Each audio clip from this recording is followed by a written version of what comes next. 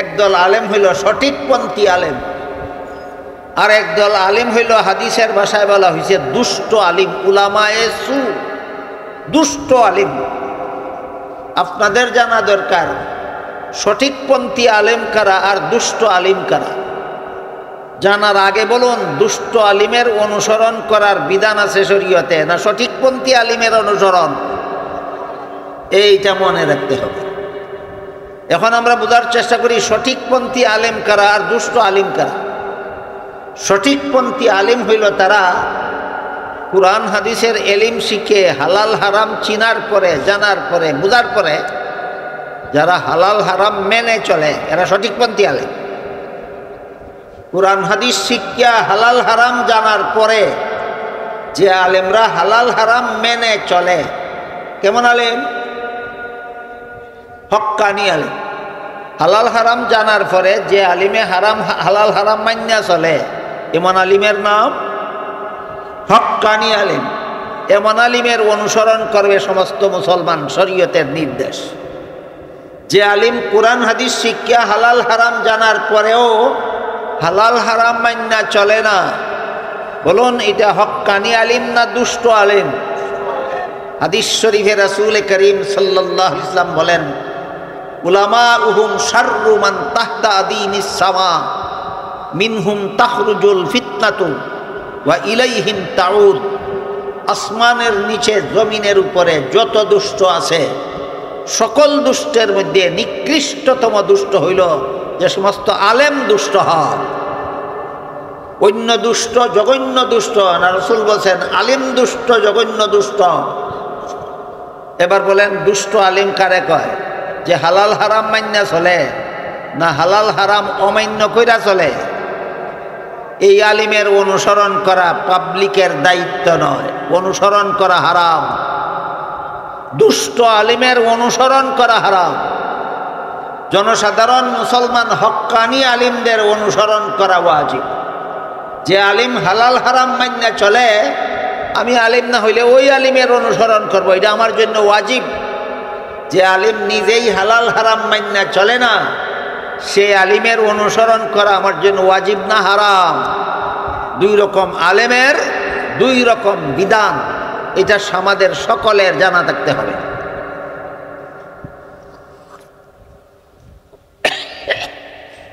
এবার কথা সামনের দিকে নেই। আল্লাহ পাক রব্বুল আলামিন বলেন, ইন্নাল্লাযীনা ইয়াগুদ্দুনা আসওয়াতাহুম ইনদা রাসূলিল্লাহ উলাইকাল্লাযীনা ইমতাহানাল্লাহু কুলুবাহুম লিত্তাকওয়া। যে সমস্ত সাহাবায়ে কেরাম রাসূলের কাছ দরবারে গেলে আস্তে কথা বলতেন, এদের সংশোধন হওয়ার প্রতি সন্তুষ্ট হইয়া আল্লাহ বলেন এদের অতীত জীবনের সমস্ত গুনাহ আমি মাফ করে দিলাম। কেন মাফ করে দিলাম? এদের অন্তরে তাকওয়া হাসিল হয়েছে। এরা অতীতে গুনার পথে ছিল, বর্তমানে গুনার পথ থেকে ফিরে এসেছে। গুনার পথ থেকে বিরত থাকার নাম, গুনার থেকে বিরত থাকার নাম তাকওয়া। গুনার থেকে বিরত থাকার নাম তাকওয়া। এরা আল্লাহ বলেন এদের অন্তরকে আমি তাকওয়ার ব্যাপারে পরীক্ষা করেছি, এরা আল্লাহর পরীক্ষায় পাস। ঠিক তেমনিভাবে কিয়ামত পর্যন্ত যে সমস্ত ছাত্ররা মাদ্রাসায় কোরআন হাদিস শিখবে, এরা যদি গুনার পথ ছেড়ে দিয়ে তাকওয়া হাসিল করে, সাহাবায়ে কেরাম যেভাবে আল্লাহর পরীক্ষায় পাস, এই সমস্ত মাদ্রাসার ছাত্ররাও সেইভাবে আল্লাহর পরীক্ষায় পাস। বলেন মাদ্রাসার ছাত্ররা গুনায় লিপ্ত থাকলে আল্লাহর পরীক্ষায় পাস, না গুনাহমুক্ত হইলে আল্লাহর পরীক্ষায় পাস? এই রকম মাদ্রাসার ছাত্র কাম্য। মাদ্রাসায় কোরআন হাদিস কেন পড়ো? গুনাহমুক্ত জীবন গড়ার জন্য। বলুন মাদ্রাসায় ছাত্র কেন পড়ে? গুনাহমুক্ত জীবন গড়ার জন্য। কেন পড়ে? গুনাহমুক্ত জীবন গড়ার জন্য। এরপরে কথা হলো মাদ্রাসায় ছাত্র পড়ে গুনাহমুক্ত জীবন গড়ার জন্য। আপনারা মাদ্রাসার ওয়াজ মাহফিলে কেন আসেন? এটার জবাব এখান থেকেই জেনে যাওয়া দরকার। আল্লাহ পাক রব্বুল আলামিন মাদ্রাসা পড়ুয়া আলেমদের দুইটা দায়িত্ব কোরআনে চিহ্নিত করে দিয়েছেন। একটা দায়িত্ব হইল ছাত্রদেরকে কোরআন হাদিস শিক্ষা দিয়া সুযোগ্য আলেম বানাও, আর একটা দায়িত্ব হলো যারা মাদ্রাসার ছাত্র না এদেরকে গুনাহমুক্ত জীবনযাপন শিক্ষা দাও। আমার কথা বুঝে থাকলে বলেন, মাদ্রাসা পড়ুয়া আলেমদের দায়িত্ব আল্লাহ কোরআনে কটা চিহ্নিত করে দিয়েছেন? দুইটা। একটা হলো মাদ্রাসার ছাত্ররে কোরআন হাদিস শিখাইয়া সুযোগ্য আলেম বানাও, আর একটা হইল যারা মাদ্রাসার ছাত্র না এদেরকে গুনাহমুক্ত জীবনযাপন শিক্ষা দাও। আপনার আর কি গুনাহমুক্ত জীবনের দরকার না শুধু মাদ্রাসার ছাত্রদের? শুধু মাদ্রাসার ছাত্রদের জাহান্নাম থেকে বাঁচা দরকার না সব মুসলমানের? শুধু মাদ্রাসার ছাত্রদের জান্নাতে যাওয়া দরকার না সব মুসলমানের? তো মাদ্রাসার ছাত্ররা কোরআন হাদিস শিক্ষা জাহান্নামের পথ ছাড়বে, জান্নাতের পথে চলবে। আপনারা যারা মাদ্রাসার ছাত্র না, আপনারা জাহান্নাম থেকে বাঁচবেন কিভাবে, জান্নাতের পথে চলবেন কিভাবে, সেই পথ আপনাদেরকে চিনাইয়া দেওয়াও আলেমগণের দায়িত্ব। সেই দায়িত্বটা পালন করার জন্য মাদ্রাসার সভা হয়। আম্মা বা'দু ফাআউযু বিল্লাহি মিনাশ শাইতানির রাজীম। বিসমিল্লাহির রাহমানির রাহিম। ইন্নাল্লাযীনা ইয়াগুদ্দুনা আসওয়াতাহুম ইনদা রাসূলিল্লাহি উলাইকাল্লাযীনা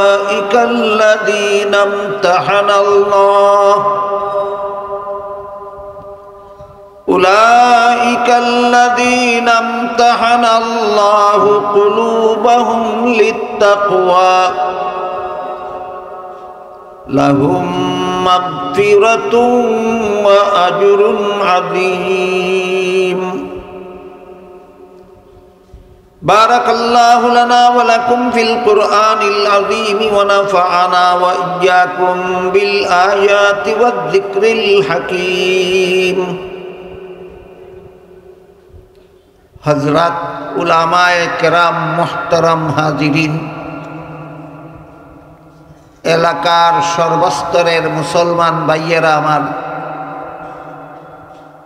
আশপাশের বাড়ি ঘরে পর্দার আড়ালে বসা আমার মা ও বোনেরা,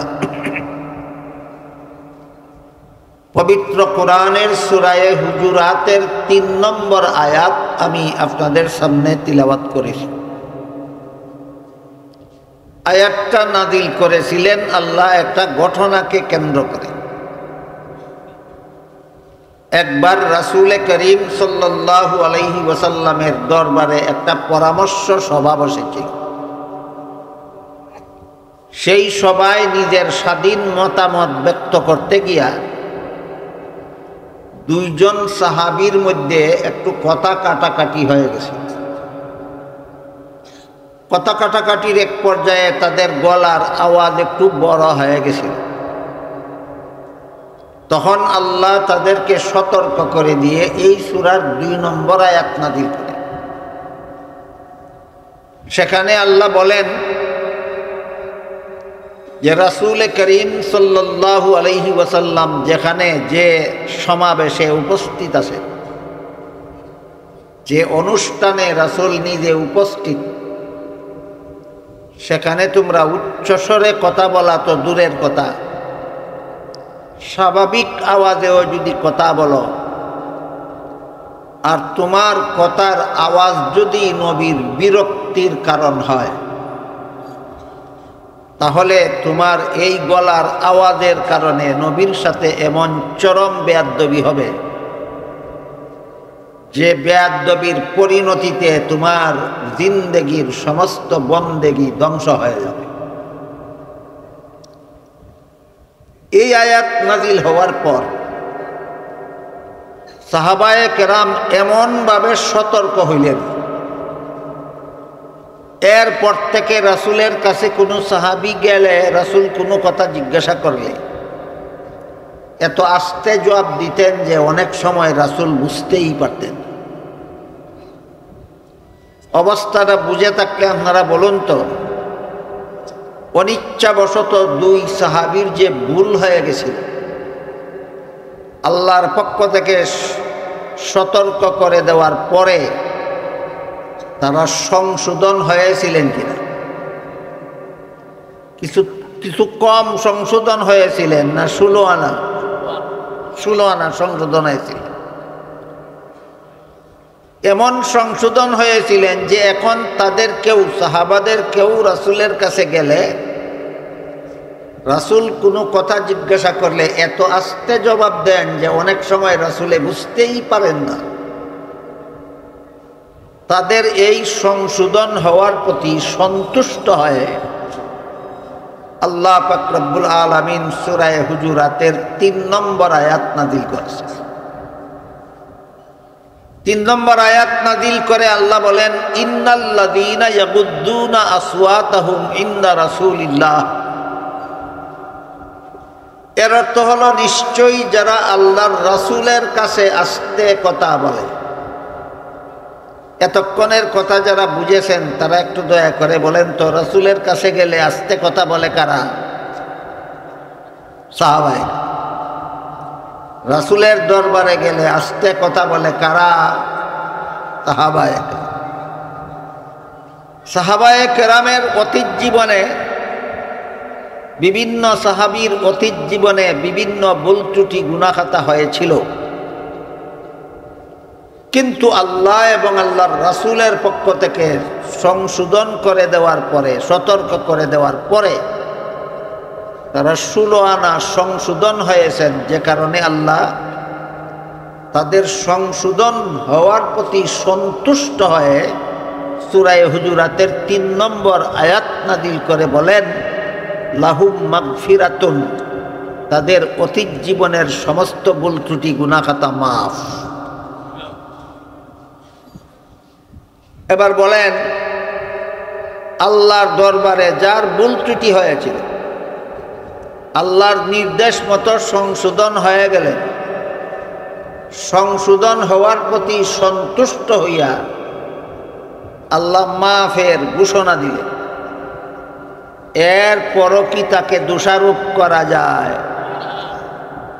এই জন্য সাহাবাগণকে দোষারোপ করা হারাম। আজকে বুঝলেন সাহাবাদেরকে দোষারোপ করা হারাম কেন? ও কারণেই হারাম না যথেষ্ট কারণ আছে? তারা কি অতীত জীবনে দোষ করছিলেন না? তাহলে এখন আমার দোষারোপ করলে হারাম হবে কেন? সংশোধন হয়ে গেছেন, আল্লাহ মাফ করে দিয়েছেন, কোরআনে মাফ করে দেওয়ার ঘোষণা করে ফেলেছেন। কাজেই এখন দোষারোপ করার মানে হলো আল্লাহ সন্তুষ্ট হইলেও আমি সন্তুষ্ট না। এই জন্য এক হাদিসে রাসূল করিম সাল্লাল্লাহু আলাইহি ওয়াসাল্লাম বলেন, ইযা রাআইতুমুল্লাযীনা ইয়াসুব্বুনা আসহাবি ফাকুলু লানাতুল্লাহি আলা শাররিকুম। এর অর্থ হলো, হে আমার উম্মত মুসলমানেরা, তোমরা যদি ওই সমস্ত লোকদের দেখতে পাও যারা আমার সাহাবাদের দোষারোপ করে, তাদেরকে বলে দিও আমার সাহাবাদের প্রতি যারা দোষারোপ করে এদের উপর আল্লাহর লানত। সাহাবাদেরকে দোষারোপ করা আল্লাহর লানত পাওয়ার কাজ।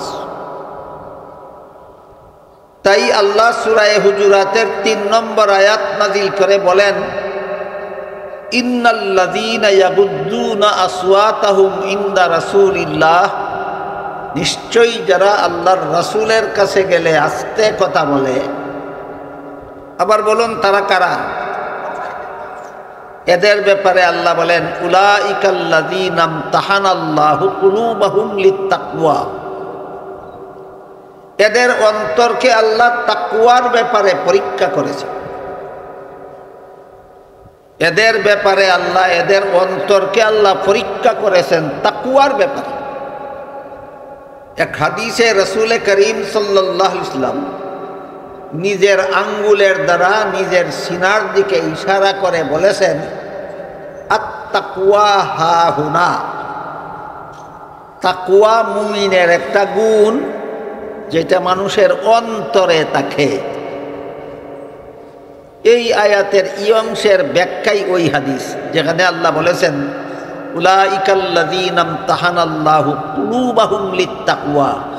তাকওয়া মুমিনের একটা গুণ, যা কোথায় থাকে? অন্তরে থাকে। এই তাকওয়া জিনিসটা কি?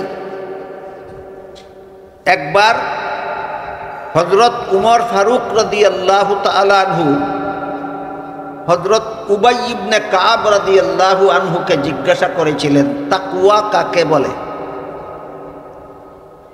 উবাই ইবনে কাব উমরের প্রশ্নের সরাসরি জবাব না দিয়া পাল্টা উমরকে জিজ্ঞাসা করলেন, আপনি কি কাঁটাদার গাছে ভরা জঙ্গল দেখেছেন কোনোদিন?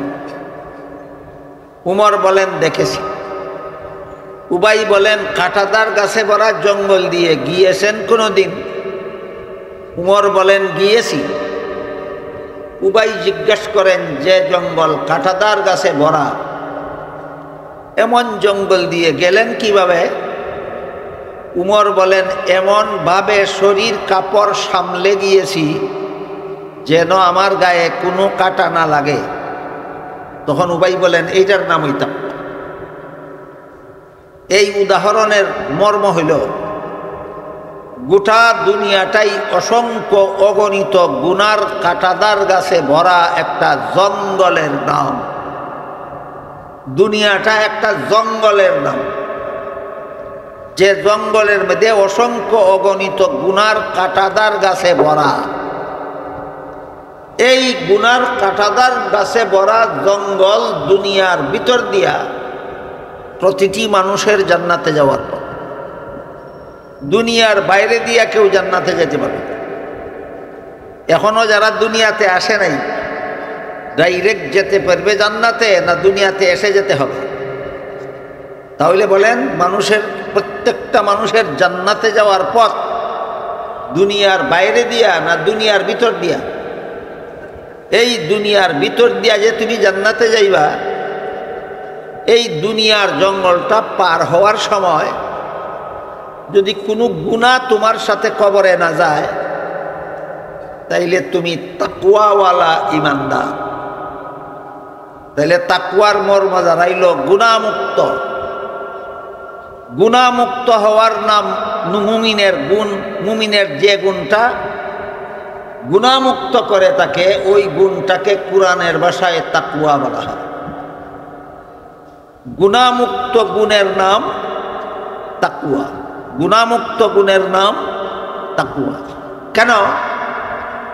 গুনাহ মানুষকে জাহান্নামের শাস্তির যোগ্য বানায়। গুনাহ মানুষকে জাহান্নামের শাস্তির যোগ্য বানায়।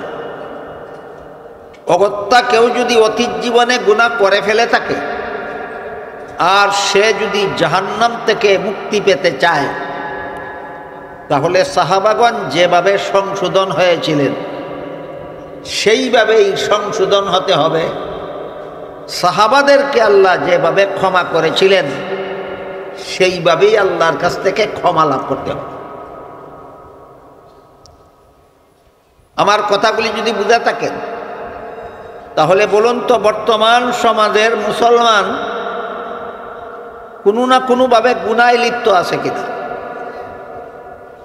গুনায় লিপ্ত থাকার নাম তাকওয়া, না গুনাহ মুক্ত হওয়ার নাম তাকওয়া?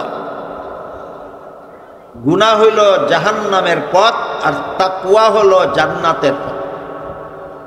কথা যদি বুঝেন তাহলে বলেন, জাহান্নামের পথে চলতে চান না জান্নাতের পথে চলতে চান? তাইলে গুনায় লিপ্ত থাকলে জান্নাতের পথে চলা হবে না গুনাহমুক্ত হতে হবে?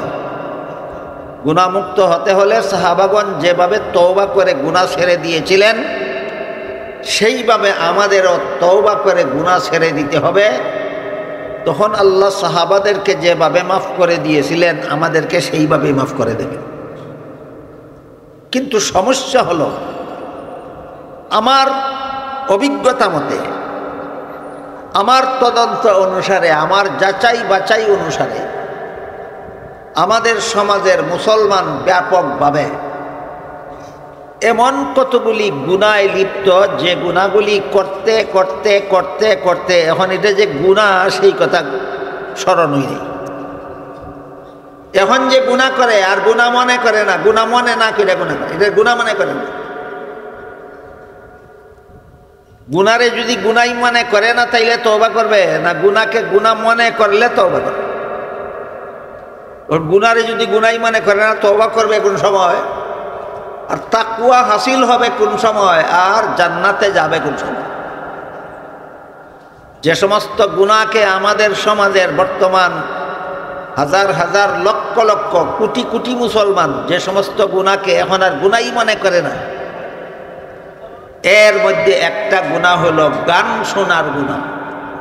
কি শোনা? গান শোনার গুনাহ। বলেন তো আপনাদের সমাজে কোনো মুসলমান গান শুনে কিনা? গান শুনে। 2 নম্বর গুনাহ হইল যেই গুনারে আর গুনাহ মনে করে না, সেইটা হইল বাজনা শোনার গুনাহ। বলেন তো আপনারা যেই সমাজে বাস করেন এই সমাজের মুসলমানেরা ব্যাপকভাবে বাজনা শোনে কিনা? অন্য সময় তো গান বাজনা শোনার জন্য, আমি ছোটবেলায় দেখেছি এক সময় মানুষে গান বাজনা শোনার জন্য গ্রামের বাড়ির থেকে শহরে যেত সিনেমা হলে টিকিট কইরা ঢুকিয়া গান বাজনা শুনত। গেল এক জমানা, যে জমানায় মানুষ সিনেমায় গিয়া গান বাজনা শুনত। এরপরে আমদানি হইল টেলিভিশন। এখন আর গ্রাম থেকে শহরে যাইতে হয় না, টেলিভিশন যার যার ঘরের কোনায় ফিট করা আছে। গান বাজনা এখন টেলিভিশনেই শোনা যায়। এখন বর্তমানে আর টেলিভিশন লাগে না, এখন টাচ মোবাইল আমদানি হয়েছে। এখন গান শুনেন আর বাজনা শুনেন আর নর্তকীর নাচ দেখেন, না সিনেমার দরকার না টেলিভিশনের দরকার, যার যার পকেট টেলিভিশন যথেষ্ট। এটার নাম কি টেলিভিশন? Pocket television. এই পকেট টেলিভিশনের মধ্যে 3টা গুনাহ বর্তমান সমাজের মুসলমানেরা এমনভাবে করে, এইটারে আর গুনাহই মনে করে না। পকেট টেলিভিশনের মাধ্যমে গান শুনে, পকেট টেলিভিশনের মাধ্যমে বাজনা শুনে, পকেট টেলিভিশনের মাধ্যমে নর্তকীর নাচ দেখে, আর এই পকেট টেলিভিশনের মাধ্যমে হারাম ছবি তুলে। আপনারা কি মনে করেন ছবি তোলা হালাল না হারাম? সবাই দিয়ে হারাম কইলেন, তাইলে বোঝা গেল আপনাদের সকলের জানা আছে। ছবি তোলা যে হারাম এটা আপনাদের জানা আছে, আপনাদের জবাবে বোঝা গেল। জানলে কি কাজ হবে, না মানলে? এক ব্যক্তি উজুর 4 ফরজ জানে, কোনোদিন উজু করে না, তার জানা কোন কাজে লাগে? এক ব্যক্তি নামাজের 13 ফরজ জানে, কোনোদিন নামাজ পড়ে না, তার জানা কোন কাজে লাগে? যেসব মুসলমান ছবি তোলা হারাম জানে, ছবি তোলা ছাড়ে না, তার জানা কোন কাজে লাগে? এই জন্য বলছিলাম বর্তমান সমাজের হাজার হাজার লাখে লাখে মুসলমান এমন কতগুলি গুনার মধ্যে লিপ্ত যে গুনাহগুলিকে আর গুনাই মনে করে না। এর মধ্যে একটা গুনাহ হইল ছবি তোলার গুনাহ। এই কারণে ছবি তোলার গুনাহ সম্পর্কে একটু পরিষ্কার আলোচনা হওয়া দরকার। যখন রাসূল ঘোষণা দিলেন ছবি তোলা হারাম, ছবি সংরক্ষণ করা হারাম, ছবি ঘরে লটকাইয়া রাখা হারাম, ছবি যত্ন কইরা রাখা হারাম। ছবির ব্যাপারে 3টা হারাম। একটা হইল ছবি তোলা হারাম, আর একটা হইল ছবি যত্ন কইরা রাখা হারাম, আর একটা হইল ছবি লটকানি হারাম। ছবির ব্যাপারে কটা হারাম? 1 নম্বর ছবি তোলা হারাম, 2 নম্বর ছবি যত্ন কইরা রাখা হারাম, 3 নম্বর ছবি লটকানি হারাম। রাসূল যখন ঘোষণা দিলেন, একজন সাহাবী বলেন, ওগো আল্লাহর রাসূল, আপনি যে বললেন ছবি হারাম, ছবি তোলা হারাম, আমি ছবি তুলি আর বিক্রি করি, এর দ্বারাই সংসার চালাই। এখন ছবি তোলা যদি হারাম হয় তাহলে আমার তো আর কোনো ব্যবসা নাই, আমার তো আর কোনো রুজি রোজগার নাই, আয় ইনকাম নাই, আমার সংসার চলবো কিভাবে? জবাবে রাসূল করিম সাল্লাল্লাহু আলাইহি ওয়াসাল্লাম বলেন, আল্লাহর গোটা সৃষ্ট জগতের মধ্যে মাত্র 2টা ছবি হারাম, আর বাকি সব ছবি হালাল। একটা হলো মানুষের ছবি হারাম, আর একটা হলো জীব জানোয়ারের ছবি হারাম। এই দুইটা ছবি হারাম। আর বাকি গাছের ছবি, ফুলের ছবি, ফলের ছবি, পাতার ছবি, বাগানের ছবি, আসমানের ছবি, জমিনের ছবি, পাহাড়ের ছবি, সাগরের ছবি, চন্দ্র সূর্যের ছবি, এই জগতে যত সিনারি আছে সকল প্রকার সিনারির ছবি হালাল। সাফওয়ার বেছো, তুলোয়ার বেছো, ইচ্ছা মতো সংসার চালাও, মাত্র দুইটা ছবি হারাম, মানুষের ছবি আর জীব জানোয়ারের ছবি হারাম। রসুল কি বললেন? সমূলে সবুত তোলা নিষেধ, না মাত্র দুইটা ছবি হারাম। একটা হইল মানুষের ছবি, আর একটা হইল জীব জানোয়ারের ছবি। এই দুইটা ছবি হারাম। স্বাভাবিক অবস্থায় ঠেকার সময় এই দুইটা ছবিও হারাম থাকে না। ঠেকার সময় কেমন? ধরেন আপনি হজে যাবেন, পাসপোর্ট ছাড়া যাইতে পারবেন? ছবি ছাড়া পাসপোর্ট হবে? তাহলে আপনি হজে যাওয়ার জন্য পাসপোর্ট করলেন আর পাসপোর্টে ছবি লাগাইলেন, এটা কি বিলাসিতার ছবি না ঠেকা বশত? এবার বুঝেন, ঠেকা বশত। ঠেকা বশত ছবি হালাল, আর বাকি সর্বাবস্থায় দুই রকমের ছবি হারাম। মানুষের ছবি আর জীব জানোয়ারের ছবি তোলা হারাম। এ ব্যাপারে হাদিস শরীফে রাসূল করিম সাল্লাল্লাহু আলাইহি ওয়াসাল্লাম বলেন, যার ঘরে এই হারাম ছবি লটকানো থাকে তার ঘরে আল্লাহর রহমতের ফিরিস্তা ঢুকেন না। আপনারা কি মনে করেন আপনাদের নবী মিথ্যা বলেন? বুঝে শুনে কর, আপনাদের নবী জীবনে একটা কথা মিথ্যা বলেছেন? আপনাদের নবী বলেছেন, যার ঘরে কোনো মানুষের ছবি অথবা কোনো জীব জানোয়ারের ছবি লটকানো থাকে তার ঘরে রহমতের ফিরিস্তা ঢুকেন না। এই ব্যাপারে নবীর নিজের একটা ঘটনা আছে বড় চমৎকার। নবী একদিন বাজার থেকে ময়ূরের ছবি ছাপা একটা চাদর কিনে নিলেন এবং নিজের ঘরে লটকাইয়া রাখলেন। পরের দিন জিবরিল ফিরিস্তা ওহী নিয়ে আসলেন নবীর কাছে। অন্যদিন ওহী নিয়ে আসলে ঘরের ভিতরে যাইতেন নবীর কাছে, এই দিন ওহী নিয়া নবীর ঘরে না গিয়া নবীর ঘরের বাইরে দাঁড়াইয়া রইলেন। নবী জিজ্ঞাসা করেন, জিবরিল, অন্যদিন ওহী নিয়ে আসো আমার ঘরের ভিতরে, আমার কাছে আসো, আজকে ওহী নিয়ে আসলে আমার ঘরের বাইরে দাঁড়াইয়া রইলে কেন? জিবরিল বলেন, আজকে যে ওহী নিয়ে আসছি এই ওহী আমাকে আপনার ঘরে ঢুকতে দেয় না। কোন জিনিসে ঘরে ঢুকতে দেয় না? ওহী। নবী জিজ্ঞাসা করেন, আজকে কি ওহী নিয়ে আসছো? জিবরিল বলেন, আজকে ওহী নিয়ে আসছি যার ঘরে কোনো মানুষের ছবি অথবা কোনো জীব জানোয়ারের ছবি লটকানো থাকবে তার ঘরে আমি জিবরিল এবং আমার অধীনস্থ কোনো রহমতের ফিরিস্তার তার ঘরে প্রবেশ করা নিষেধ। এসে দেখি আপনার ঘরে ছবি লটকাইল। ওহী নিয়ে আসলাম, যার ঘরে ছবি লটকানো থাকবে তার ঘরে রহমতের ফিরিস্তা প্রবেশ নিষেধ। আইসা দেখি যার কাছে ওহী লই আইলাম তার ঘরেই ছবি লটকাইল, ময়ূরের ছবি ছাপা চাদর আপনার ঘরে লটকাইল। নবী বলেন, ও জিবরিল, ছবি লটকানি হারাম, ওহী নিয়ে আসছো আজকে, আর ছবি ছাপা ময়ূর বাজার থেকে কিনছি আমি গতকাল। এই কথাটা ভালো রকম বুঝেন। ছবি ছাপা চাদর কিনছিলেন নবী আগের দিন, আর ছবি হারাম ওহী আসলো পরের দিন। হারাম হওয়ার পরের দিন চাদর কিনছিলেন না আগের দিন? নবী যেদিন ছবি ছাপা চাদর কিনছিলেন সেদিন ছবি হারাম ছিল? হারাম ছিল। আজকে তুমি হারাম ওহী লই আইছো, কালকে কিনছি চাদর। এখন যে তুমি কও ছবি লটকানি হারাম, তাহলে আমার পয়সার কিনা চাদরটা কি করো? জিবরিল ঘরের বাইরে দাঁড়াইয়া বলেন, চাদরটাকে এমনভাবে ছিঁড়ে টুকরা টুকরা করেন যেভাবে টুকরা টুকরা করলে ছবির প্রত্যেকটা ছবির কেল্লা যায় এক টুকরায় আর শরীর যায় আর এক টুকরায়। জিবরিলের কথা মতো নবী নিজের পয়সার কিনা চাদরটা এমনভাবে ছিঁড়ে টুকরা টুকরা করলেন যে প্রত্যেকটা ছবির কেল্লা গেল এক টুকরায় আর শরীর গেল আরেক টুকরায়। তারপর জিবরিল ফিরিস্তা মুহাম্মদুর রাসূলুল্লাহর ঘরে প্রবেশ করে বললেন, আজকের থেকে কিয়ামত পর্যন্ত আপনার কোনো উম্মতের ঘরে কোনো ছবি লটকানো থাকলে কোনো রহমতের ফিরিস্তা ঢুকবে না।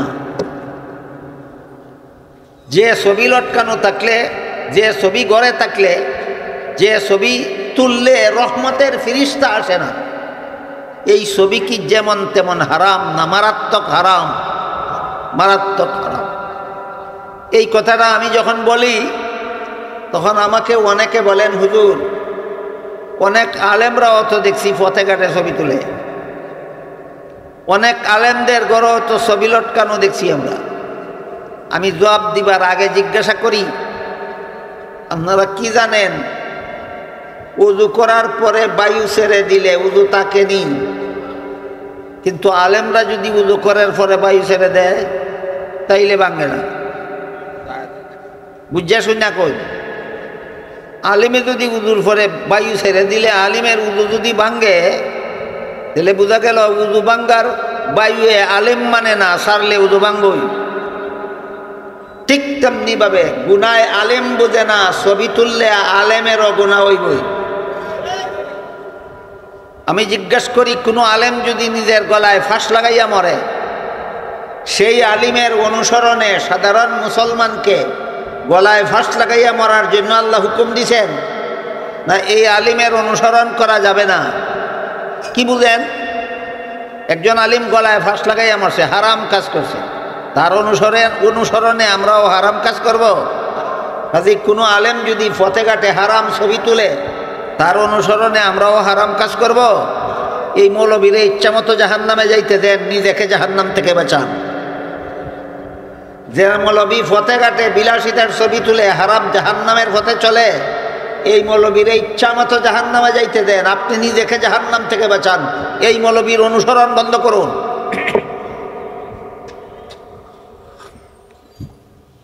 এই ছবি তোলার গুনাহটা বর্তমানে এমন একটা মহামারী আকার ধারণ করেছে।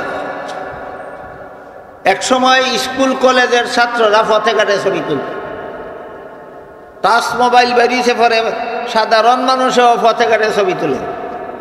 এখন দেখা যায় মৌলবীরাও পথে ঘাটে ছবি তুলে। তোমার মধ্যে আর জাহিলের মধ্যে পার্থক্য কোথায়? এই জন্য হাদিস শরীফে রাসূল করিম সাল্লাল্লাহু আলাইহি ওয়াসাল্লাম আলেমকে দুই শ্রেণীতে বিভক্ত বলেছেন। আপনারা, এটা কোরআনের ভাষা, বাংলা ভাষায় তার অর্থ হইল সঠিকপন্থী। হক্কানি শব্দের বাংলা অর্থ সঠিকপন্থী। একদল আলেম হইল সঠিকপন্থী আলেম, আর একদল আলিম হইল হাদিসের ভাষায় বলা হয়েছে দুষ্ট আলিম, উলামায়ে সু, দুষ্ট আলিম। আপনাদের জানা দরকার সঠিকপন্থী আলেম কারা আর দুষ্ট আলিম কারা। জানার আগে বলুন, দুষ্ট আলিমের অনুসরণ করার বিধান আছে শরীয়তে না সঠিকপন্থী আলিমের অনুসরণ? এইটা মনে রাখতে হবে। এখন আমরা বোঝার চেষ্টা করি সঠিকপন্থী আলেম কারা আর দুষ্ট আলিম কারা। সঠিকপন্থী আলিম হইল তারা কুরআন হাদিসের এলিম শিখে হালাল হারাম চিনার পরে, জানার পরে, বুঝার পরে যারা হালাল হারাম মেনে চলে, এরা সঠিকপন্থী আলেম। কুরআন হাদিস শিক্ষা হালাল হারাম জানার পরে যে আলেমরা হালাল হারাম মেনে চলে, কেমন আলেম? হক্কানি আলেম। হালাল হারাম জানার পরে যে আলিমে হালাল হারাম মান্যা চলে, এমন আলিমের নাম হক্কানি আলিম। এমন আলিমের অনুসরণ করবে সমস্ত মুসলমান, শরীয়তের নির্দেশ। যে আলিম কুরআন হাদিস শিক্ষা হালাল হারাম জানার পরেও হালাল হারাম মান্যা চলে না, বলুন এটা হক্কানি আলিম না দুষ্ট আলিম? হাদিস শরীফে রাসূল করিম সাল্লাল্লাহু আলাইহি ওয়াসাল্লাম বলেন, উলামাউহুম শাররু মান তাহতা আদিনিস সামা মিনহুম তাখরুজুল ফিতনাতু ওয়া ইলাইহিম তাউদ। আসমানের নিচে জমিনের উপরে যত দুষ্ট আছে, সকল দুষ্টের মধ্যে নিকৃষ্টতম দুষ্ট হইল যে সমস্ত আলেম দুষ্ট হয়। অন্য দুষ্ট জঘন্য দুষ্ট না, রাসূল বলছেন আলিম দুষ্ট জঘন্য দুষ্ট। এবার বলেন দুষ্ট আলিম কারে কয়? যে হালাল হারাম মান্য চলে না হালাল হারাম অমান্য কইরা চলে? এই আলিমের অনুসরণ করা পাবলিকের দায়িত্ব নয়, অনুসরণ করা হারাম। দুষ্ট আলিমের অনুসরণ করা হারাম। জনসাধারণ মুসলমান হক্কানি আলিমদের অনুসরণ করা ওয়াজিব। যে আলিম হালাল হারাম মান্য চলে, আমি আলিম না হইলে ওই আলিমের অনুসরণ করব, এটা আমার জন্য ওয়াজিব। যে আলিম নিজেই হালাল হারাম মান্য চলে না, সে আলিমের অনুসরণ করা আমার জন্য ওয়াজিব না হারাম? দুই রকম আলেমের দুই রকম বিধান, এটা আমাদের সকলের জানা থাকতে হবে।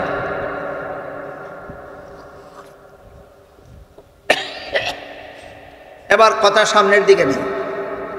আল্লাহ পাক রব্বুল আলামিন বলেন, ইন্নাল্লাযীনা ইয়াগুদ্দুনা আসওয়াতাহুম ইনদা রাসূলিল্লাহ উলাইকাল্লাযীনা ইমতাহানাল্লাহু কুলুবাহুম লিত্তাকওয়া।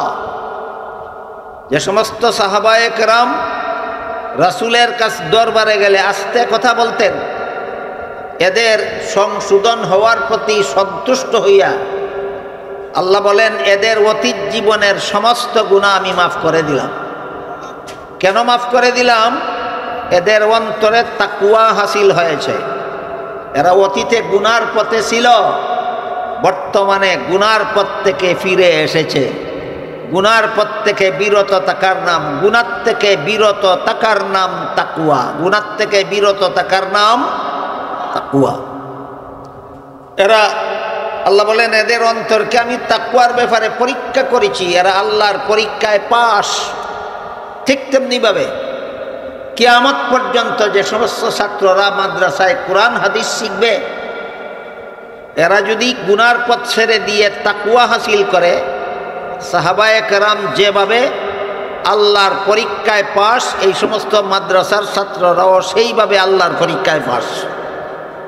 বলেন, মাদ্রাসার ছাত্ররা গুনায় লিপ্ত থাকলে আল্লাহর পরীক্ষায় পাস, না গুনাহ মুক্ত হইলে আল্লাহর পরীক্ষায় পাস? এই রকম মাদ্রাসার ছাত্র কাম্য। মাদ্রাসায় কোরআন হাদিস কেন পড়ো? গুনাহমুক্ত জীবন গড়ার জন্য। বলুন, মাদ্রাসায় ছাত্র কেন পড়ে? গুনাহমুক্ত জীবন গড়ার জন্য। কেন পড়ে? গুনাহমুক্ত জীবন গড়ার জন্য। এরপরে কথা হলো, মাদ্রাসায় ছাত্র পড়ে গুনাহমুক্ত জীবন গড়ার জন্য। আপনারা মাদ্রাসার ওয়াজ মাহফিলে কেন আসেন? এটার জবাব এখান থেকেই জেনে যাওয়া দরকার। আল্লাহ পাক রব্বুল আলামিন মাদ্রাসা পড়ুয়া আলেমদের দুইটা দায়িত্ব কোরআনে চিহ্নিত করে দিয়েছেন।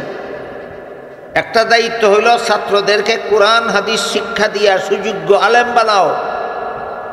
আর একটা দায়িত্ব হলো যারা মাদ্রাসার ছাত্র না, এদেরকে গুনাহমুক্ত জীবনযাপন শিক্ষা দাও। আমার কথা বুঝে থাকলে বলেন, মাদ্রাসা পড়ুয়া আলেমদের দায়িত্ব আল্লাহ কোরআনে কটা চিহ্নিত করে দিয়েছেন? দুইটা।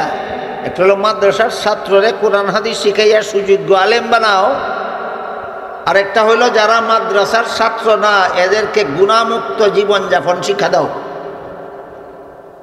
আপনার কি গুনাহমুক্ত জীবনের দরকার, না শুধু মাদ্রাসার ছাত্রদের? শুধু মাদ্রাসার ছাত্রদের জাহান্নাম থেকে বাঁচা দরকার, না সব মুসলমানের? শুধু মাদ্রাসার ছাত্রদের জান্নাতে যাওয়া দরকার, না সব মুসলমানের? তো মাদ্রাসার ছাত্ররা কোরআন হাদিস শিক্ষা জাহান্নামের পথ ছাড়বে, জান্নাতের পথে চলবে। আপনারা যারা মাদ্রাসার ছাত্র না, আপনারা জাহান্নাম থেকে বাঁচবেন কিভাবে, জান্নাতের পথে চলবেন কিভাবে, সেই পথ আপনাদেরকে চিনাইয়া দেওয়াও আলেমগণের দায়িত্ব। সেই দায়িত্বটা পালন করার জন্য মাদ্রাসার সভা হয়। আজকে বুঝলেন কিনা মাদ্রাসার উদ্যোগে সভা হয় কেন? মাদ্রাসার ছাত্র না যারা, এদেরকে জাহান্নাম থেকে বাঁচার পথ চিনাবার জন্য, এদেরকে গুনাহমুক্ত জীবনযাপন শিক্ষা দেওয়ার জন্য। কাজেই জাহান্নাম থেকে বাঁচতে হইলে যেমনভাবে মাদ্রাসার ছাত্রদের সকল প্রকার গুনাহ থেকে বিরত থাকতে হবে, জাহান্নাম থেকে বাঁচতে হইলে যেমনভাবে সমস্ত আলেমদের গুনাহমুক্ত থাকতে হবে, ঠিক তেমনিভাবে জাহান্নাম থেকে বাঁচতে হইলে সমস্ত মুসলমানদের গুনাহমুক্ত জীবনযাপন করতে হবে। এই কথাটা আপনাদের শিক্ষা দেওয়ার জন্য এই মাদ্রাসার পক্ষ থেকে এই সম্মেলনগুলি করা হয়। বর্তমান বাংলাদেশে জাতীয় কওমি মাদ্রাসা বোর্ড বেফাকের জরিপ অনুপাতে নিবন্ধনকৃত কওমি মাদ্রাসার সংখ্যা 25,000, আর নিবন্ধন ছাড়াও কওমি মাদ্রাসা আছে সারা বাংলাদেশে আরও 5,000। নিবন্ধনকৃত 25,000, নিবন্ধন ছাড়া 5,000, মোট 30,000 কওমি মাদ্রাসা আছে বর্তমান বাংলাদেশে। এই প্রায় সবগুলি কওমি মাদ্রাসার পক্ষ থেকে বৎসরে কমপক্ষে একটা ওয়াজ মাহফিল হয়, কমপক্ষে। কোনো কোনো মাদ্রাসায় 2টাও হয়, কোনো কোনো মাদ্রাসায় 3টাও হয়। আমি আপাতত একটাই ধরলাম। তাহলে বলেন 30,000 কওমি মাদ্রাসার প্রত্যেকটা মাদ্রাসায় যদি বৎসরে কমপক্ষে একটা ওয়াজ মাহফিল হয়, তাহলে বৎসরে শুধু কওমি মাদ্রাসাগুলির উদ্যোগে কতগুলি ওয়াজ মাহফিল হয়? 30,000। বর্তমান বাংলাদেশের 30,000 কওমি মাদ্রাসার পক্ষ থেকে প্রতি বৎসরে 30,000 ওয়াজ মাহফিল হয়। শুধুমাত্র যারা আলেম না, মাদ্রাসার ছাত্র না, এদেরকে জাহান্নাম থেকে বাঁচার পথ দেখাবার জন্য, এদেরকে গুনাহমুক্ত জীবনযাপন শিক্ষা দেওয়ার জন্য। তাইলে কি মাদ্রাসায় যারা পড়ে আর পড়ায় এরা নিজেরাই জাহান্নাম থেকে বেঁচে জান্নাতে যেতে চায়, না আপনাদেরকে সাথে নিতে চায়? কি বুঝলেন?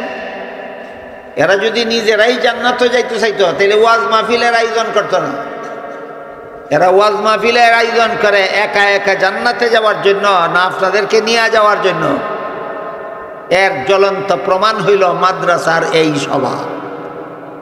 মাদ্রাসার পক্ষ থেকে সবার আয়োজন করা হয় সবাইকে জাহান্নাম থেকে বাঁচার পথ দেখাবার জন্য, সবাইকে গুনাহমুক্ত জীবনযাপন শিক্ষা দেওয়ার জন্য, সবাইকে সাথে নিয়ে জান্নাতে যাওয়ার। সাথে নিয়ে কিভাবে জান্নাতে যাবে? আলেমগণ কিভাবে সাধারণ মুসলমানকে সাথে নিয়ে জান্নাতে যাবে, এর বিভিন্ন বিবরণ বিভিন্ন হাদিসে বর্ণিত আছে। এর মধ্যে আজকে আপনাদেরকে একটা হাদিসের বিবরণ শোনাই। একটা হাদিসে উল্লেখ আছে, রাসূল করিম সাল্লাল্লাহু আলাইহি ওয়াসাল্লাম বলেন, হাসরের মাঠে যখন সারা দুনিয়ার সমস্ত মানুষ জীবিত হয়ে দাঁড়াবে, তখন আল্লাহ আলিমগণকে বলবেন, তোমরা সমস্ত জগৎবাসী মানুষ থেকে আলাদা হয়ে আলাদা কাতারে দাঁড়াও। আল্লাহর হুকুমে আলিমগণ যখন অন্য মানুষ থেকে আলাদা হইয়া আলাদা কাতারে দাঁড়াইবেন, আল্লাহ তখন বলবেন, আলেমরা, তোমাদেরকে আমি আল্লাহ দুনিয়াতে আলেম হওয়ার সৌভাগ্য দান করেছিলাম, জাহান্নামের আগুন দিয়ে জ্বালাবার জন্য নয়, তোমরা জান্নাতে চলে যাও। এখানে একটা প্রশ্ন আছে যে আলেম হইলেই যদি জান্নাতে যাওয়া যায়, তাইলে আলেম হারাম কাজ করলে অসুবিধা কি? জবাব একটাই, আলেমে বায়ু সারলে অসুবিধা কি? বলেন আগের কথা মনে থাকলে। যে আলেমে উদু করছে সে বায়ু সারলে অসুবিধা কি? উদু থাকবো না, ভাঙ্গিয়া যাইব? ঠিক তেমনিভাবে আলেম গুনার কাজ করলে অসুবিধা কি? জাহান্নামে যাইব। কাজেই আল্লাহর দৃষ্টিতে এরা আলেম নয়। যারা এলিম শিখে এলিম মতো জীবনযাপন করে না, কোরআন হাদিসের এলিম শিক্ষা হালাল হারাম জানতে পারে, কিন্তু হালাল হারাম মান্যা যারা জীবনযাপন করে না, এদেরকে সমাজে আলেম বললেও আল্লাহ এদেরকে আলেম বলেন না। এরা উলামায়ে সু, এরা দুষ্ট আলেম। হালাল হারাম জানার পরে যেসব আলেম হালাল হারাম মান্যা চলেন, এরা হক্কানি আলেম। এদের কি আল্লাহ হাসরের মাঠে বলবেন তোমরা জান্নাতে যাও? ক্লিয়ার হইছে? হাসরের মাঠে আল্লাহ উলামায়ে সুকে বলবেন জান্নাতে যাও, না হক্কানি আলেমদেরকে বলবেন জান্নাতে যাও? এরপরে আরেক হাদিসে আল্লাহ রাসূল বলেন, আল্লাহর হুকুমে আলেমগণ হাসরের মাঠ থেকে যখন জান্নাতের পথে রওনা হবেন, তখন তাদের জান্নাতে যাওয়ার পথের পাশে কিছু সাধারণ মুসলমান, এরা গুনাহগার, এরা পিছন থেকে ডাকবে আর বলবে, হুজুর, আমার গুনার কারণে আল্লাহ আমাকে হুকুম দিয়া দিয়েছেন জাহান্নামে যাওয়ার জন্য, কিন্তু আমি দুনিয়াতে আপনাকে মহব্বত করতাম। মহব্বত যে করত, যে প্রমাণ দিতে গিয়া কেউ কইব আপনারা এক গ্লাস পানি পান করেছিল, আলেমকে যে মহব্বত করতো এটা প্রমাণ দিতে গিয়া কেউ কইব আমি আপনাকে এক বদনা উদুর পানির ব্যবস্থা করে দিয়েছিলাম, কিন্তু আজকে আমার গুনার কারণে আল্লাহ আমাকে জাহান্নামে যাওয়ার হুকুম দিয়া দিছে। তখন আল্লাহর রাসূল বলেন, আলেমগণ নিজেদের জান্নাতে যাওয়া বিরতি দিয়া দাঁড়িয়ে যাবেন। তারা ভাববেন যে আমার জান্নাতে আমি পরে যাই, শেষ চেষ্টা করে দেখি গুনাহগার মুসলমানটাকে জাহান্নাম থেকে বাঁচানো যায় কিনা। এই চিন্তা করে আলেমগণ নিজেদের জান্নাতে যাওয়া বিরতি দিয়া দাঁড়িয়ে যাবেন। কি জন্য? নিজের স্বার্থে না গুনাহগার মুসলমানদেরকে জাহান্নাম থেকে বাঁচাবার উদ্দেশ্যে। এই জন্য অন্য হাদিসে উল্লেখ আছে, আল্লাহ রাসূল বলেছেন, আল্লাহ এবং আল্লাহর রাসূলের পরে আলেমগণের চেয়ে বড় জনদরদি জগতে আর কেউ না। আল্লাহ এবং আল্লাহ রাসূলের পরে আলেমগণের চেয়ে বড় জনদরদি জগতে আর কেউ নাই। কিন্তু আমাদের সমাজে দেখা যায় আলেমদেরকে নানাভাবে গালিগালাজ করে, আলেমদেরকে নানাভাবে নিন্দা করে, তিরস্কার করে, আলেমদের নানাভাবে আলেমদের মিথ্যা বদনাম রটায়। এরাই নির্বাচনের সময় যখন পোস্টার ছাপায় তখন এদের নামে লেখে জনদরদি। আল্লাহ রাসূল বলেন, আলেমের চেয়ে বড় জনদরদি নাই। আর তুমি আলিমরে গালাগালি কইরা জনদরদি হইছ না, বন্ড জনদরদি। এই সমস্ত জনদরদি নয়। বিশেষ করে নির্বাচনের আগে যারা কয় আমাকে ভোট দিয়ে আপনাদের সেবা করার সুযোগ দিন, কয় কি নির্বাচনের পরে সেবার দন্তস্ব একার সে বয়ে আকার আসিল, বয়ে আকার ভালাইয়া বয়ের পরে দেয় দন্তন্য, দন্তস্ব একার সে ব দন্তন্য। নির্বাচনের আগের নাম সেবা আর নির্বাচনের পরের নাম সেবন।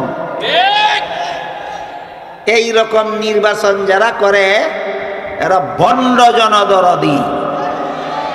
এরকম নির্বাচন যারা করে এরা কেমন জনদরদি? ভণ্ড জনদরদি। যে নবী না হইয়া নবী দাবি করে তার নাম ভণ্ড নবী।